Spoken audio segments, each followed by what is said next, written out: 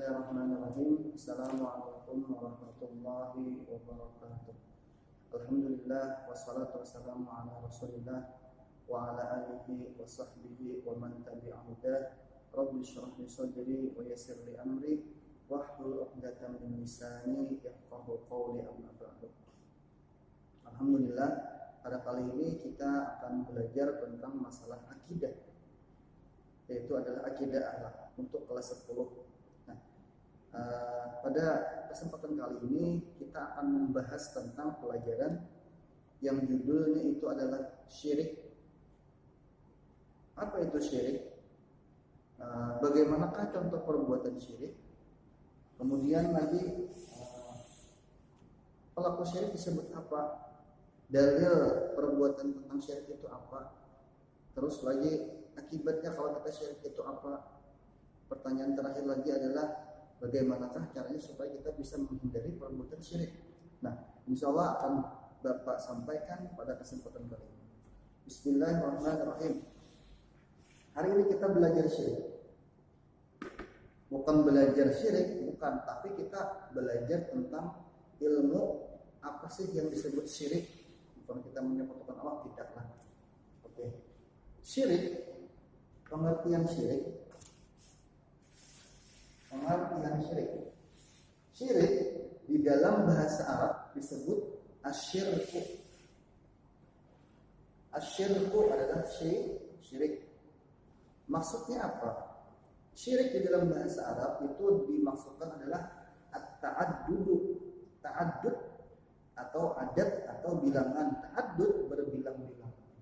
Sesuatu yang berbilang-bilang, anak-anak Bapak sekalian, berarti dia sesuatu yang berbilang-bilang, berarti dia memiliki bilangan.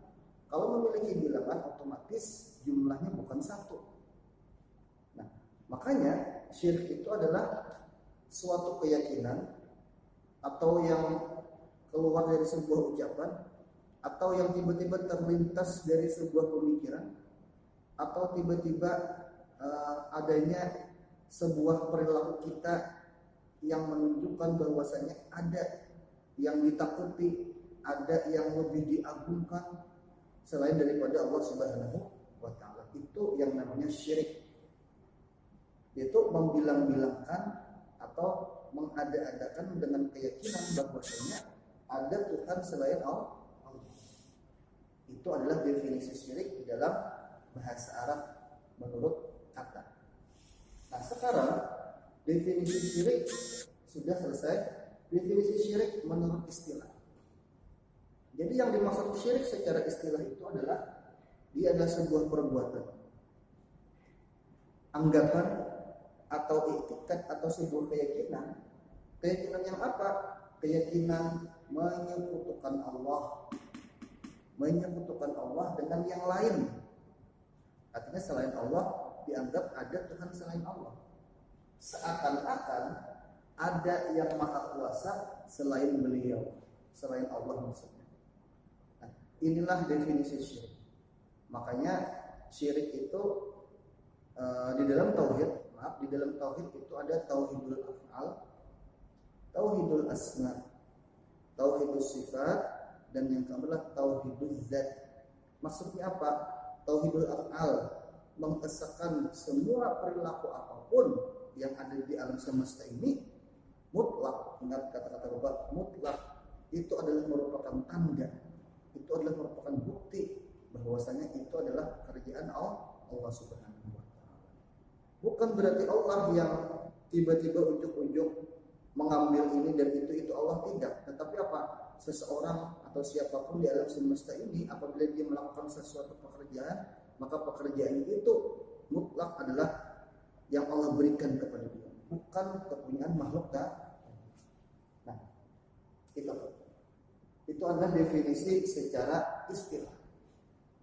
Sudah selesai. Selanjutnya adalah masuk kepada istilah perbuatan syirik.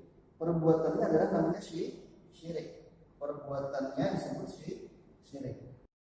Artinya pelaku atau orang yang menyekutukan Allah atau orang yang seakan adanya Tuhan selain Allah, pelakunya adalah musyrik. Jadi bedakan antara syirik dengan musyrik. Syirik adalah perbuatan, musyrik adalah pelakunya. Kemudian lagi hukumnya apa Pak?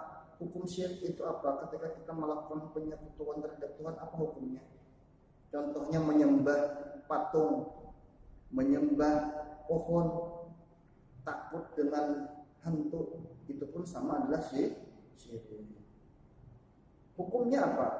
Hukum daripada syirik adalah haram. Omar, dia termasuk dosa terbesar. Ingat kata-kata dosa terbesar, berarti dia nomor 1 grade-nya. Syirik ini adalah dosa yang nomor 1 grade-nya paling tinggi. Dan apalagi keluar dari agama Islam. Kalau orang keluar daripada agama Islam disebut murtad. Murtad ini apa? Ketika dia murtad, maka dia hukumnya bukan lagi seorang muslim, tetapi dia adalah seorang yang kafir, orang yang tidak beriman kepada Allah Subhanahu wa taala.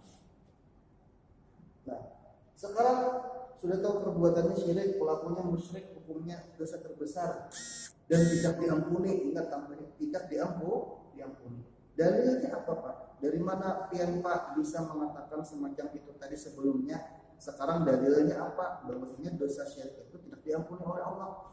Dalil keharamannya adalah Quran surah An-Nisa ayat 48. Bunyinya adalah surah An-Nisa 48 itu bunyinya adalah innallaha la yaghfiru ay yushraka bihi syai'an wa yaghfiru ma duna dzalika liman yasha.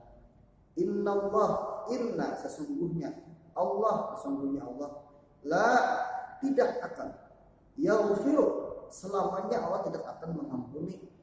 Siapa yang selamanya tidak akan Allah ampuni? An yushraka bihi, yaitu orang yang mensyarikatkan atau yang menyekutukan bihi adanya sesuatu selain Allah. Wa yaghfiru ma duna dzalika, dan Allah akan mengampuni, senantiasa selalu mengampuni. Apa yang Allah ampuni? Liman wa yaghfiru ma duna dzalika, duna selain daripada syirik. Jadi syirik itu adalah sebuah perbuatan yang Allah tuh paling sudah selesai, pokoknya istilah orang tuh selesai sudah. Allah tidak akan mengampuni orang yang melakukan syirik. Adapun selain syirik akan Allah ampuni terus. Pintu Allah, pintu rahmat Allah, pintu ampunan Allah akan selalu terbuka bagi orang yang tidak melakukan syirik. Adapun syirik Allah tidak akan mengampuni. Kenapa? Karena itu sudah fatal. Itu adalah merupakan dosa terbesar kepada Allah Subhanahu wa taala. Dalilnya adalah Quran surah An-Nisa ayat 40. Nah, sekarang akibat syirik. Kira-kira Pak, apa akibat ketika seseorang itu sudah mensekutukan Allah? Akibatnya adalah yang pertama, konsekuensi ketika seseorang melakukan perbuatan syirik adalah satu. Maksud perbuatan syirik di sini yang keluar dari Islam adalah dia dengan sengaja dan dia tahu. Itu maksudnya syirik. Adapun sesuatu yang tidak dia ketahui itu akan dimaafkan. Kenapa? Karena dia tidak ada mengetahui atau tidak ada memiliki sebuah pengetahuan sebelumnya. Adapun yang dia tahu, dia yakin tiba-tiba ada keraguan dan akhirnya dia menyembah patung, maka itu adalah musyrik. Apa konsekuensinya? Yang pertama, dia keluar daripada Islam. Ketika dia keluar daripada Islam, maka konsekuensi lanjutannya adalah keluar daripada Islam. Yang pertama tadi berarti dia kafir. Konsekuensi selanjutnya adalah dia mutlak cerai dengan pasangannya, entah dia dengan suami atau dengan istrinya yang masih muslim. Maka dia mutlak cerai. Kemudian apalagi dia tidak boleh memberikan waris dan juga tidak bisa mendapatkan waris dari orang Islam. Apalagi sembelihannya akan atau tidak boleh dimakan, sembelihnya tidak boleh dimakan dan lain sebagainya. Jadi parah luar biasa. Selain daripada Allah cabut ruh keberkahan dari hidupnya, Allah juga akan menyiksa dia nanti di akhirat. Itu adalah akibat daripada perbuatan syirik. Kemudian cara menghindarinya Pak bagaimana?